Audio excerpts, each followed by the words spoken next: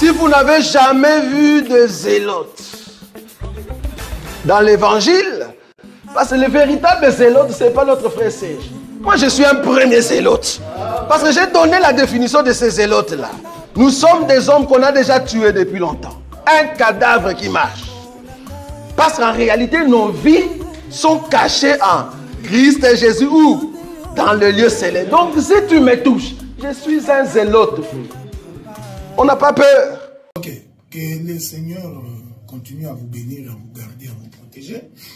Nous continuons toujours dans notre série d'enseignements sur le don de prophétie et le ministère prophétique.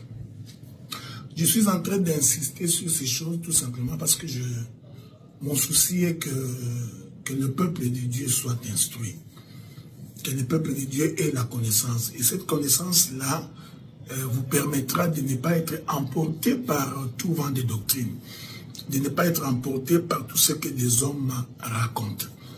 Hein? Vous savez, l'Éternel Dieu, lorsque les enfants d'Israël sortaient de l'Égypte, il leur a demandé de dépouiller les Égyptiens afin de pouvoir aller servir Dieu avec ce qu'ils avaient pris en Égypte.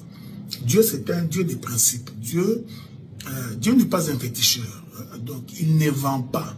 Dieu ne vend pas ses dons. Donc, l'Éternel Dieu, avant de vous réclamer quelque chose, il commence toujours par vous bénir d'abord. Il vous bénit, ensuite vous retournez à Dieu ce qu'il vous a donné.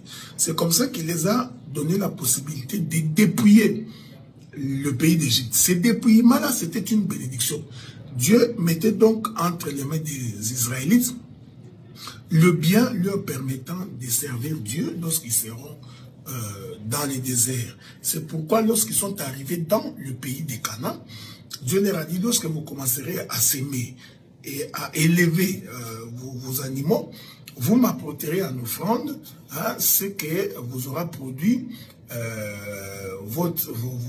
votre terre. C'est comme ça qu'Israël, chaque fois qu'il va donner son offrande, c'est en reconnaissance de ce que Dieu a fait pour lui. Quand nous donnons l'offrande à Dieu, nous donnons en reconnaissance de ce que Dieu nous a fait. Maintenant, nous avons un problème aujourd'hui, c'est que beaucoup de gens qui se disent prophètes, qui n'ont que les dons de prophétie, commencent à exiger au peuple de pouvoir payer quelque chose en guise pour leur permettre que Dieu écoute leurs prières.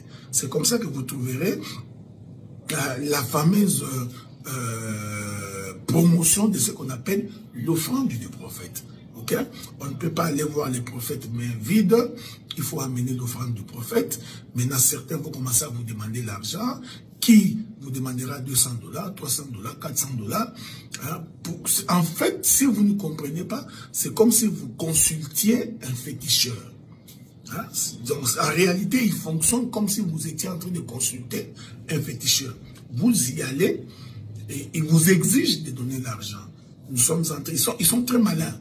Hein? Nous sommes dans la construction de l'église, nous sommes en train de faire des travaux, il nous faut de l'argent pour construire. Alors, donnez-nous l'offrande, l'Éternel vous accédera. Quand vous voyez déjà un ministre de Dieu, pour faire un service, exige de l'argent, vous êtes en face d'un faux ministre de la parole. Quand vous êtes en face d'un homme qui se dit prophète, qui pour vous rendre service, pour vous parler de la part de Dieu, pour prophétiser au nom de l'Éternel, commence par vous demander l'argent, vous êtes en face d'un faux ministre de la parole. C'est comme ça que beaucoup de nos frères et de nos sœurs qui sont avec nous dans des pays occidentaux sont facilement manipulés par ces hommes-là qui sont deux fois en Afrique ou deux fois en Europe, qui commencent à exiger que vous leur envoyez l'argent afin que Dieu vous bénisse. Nous n'avons pas cette conception de la Bible et c'est anti-doctrine. La Bible n'a jamais recommandé qu'on exige de l'argent avant le service. Okay? La Bible dit plutôt donner gratuitement ce que vous avez reçu gratuitement. Et si l'homme ou la femme est touché par les messages que vous avez donnés, à ce moment-là, il reviendra vers vous pour bénir le nom de l'Éternel. Voyez-vous?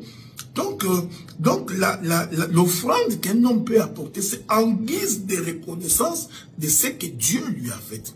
Mais ce n'est pas ce que nous voyons aujourd'hui. Donc, dans l'exercice des dons de prophétie, dès que vous constatez que le fameux prophète exige un paiement avant tout service, automatiquement comprenez que tu es en face d'un faux prédicateur.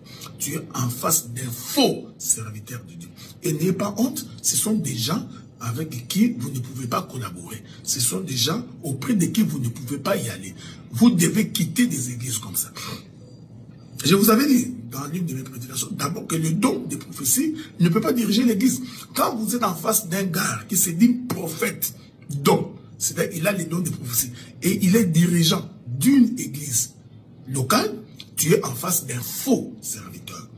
Bon, je ne pourrais pas dire que c'est vraiment faux, ou alors c'est un gars qui ne connaît rien. Alors s'il ne connaît rien, les dons de prophétie doivent être dirigés, conduits, encadrés par le ministère de la parole.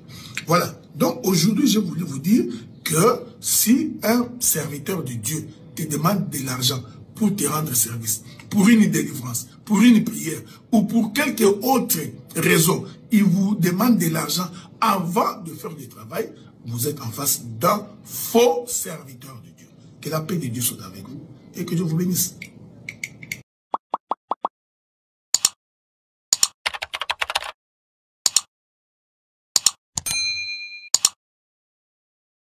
Nazako matangai, nazako matangai, nga nazako matangai.